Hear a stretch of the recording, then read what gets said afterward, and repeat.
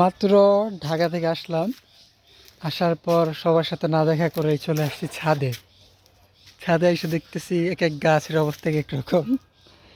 মানে যেমনটা রেখে গেছিলাম তেমনটা নাই। যেমন ছোট একটা ডালিম সেট হয়েছে, বাট কই কেমনে জানি না।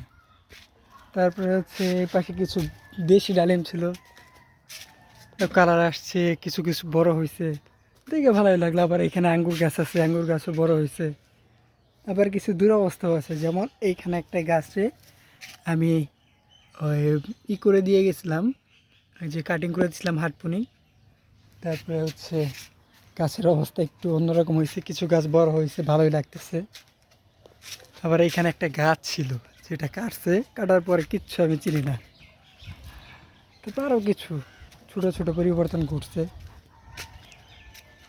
যেমন লেবুগুলা বড় হয়েছে। তারপরে হচ্ছে এই যে এইখানে হয়তো বা এটা সেট হয়ে যাবে।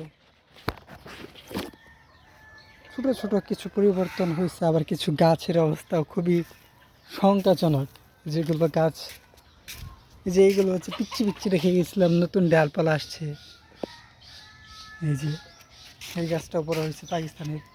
তারপরে এই যে সফেদার ছোটো একটা দানা রেখে গেছিলাম, এগুলো একটু মাসাল্লাহ বড় হয়েছে। আবার ডায়ন গাছের কিছু ছত্রাকের আক্রমণে গাছের অবস্থা খুবই ভালো।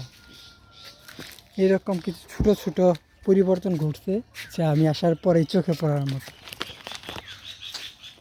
যাই হোক, তারপরে হচ্ছে আরও আপনাদের দেখায় যে ফুল, এই যে এই গাছে ফুল রেখে যায় নাই, আসার পর আমাকে ওয়েলকাম করলো এই ফুলগুলা।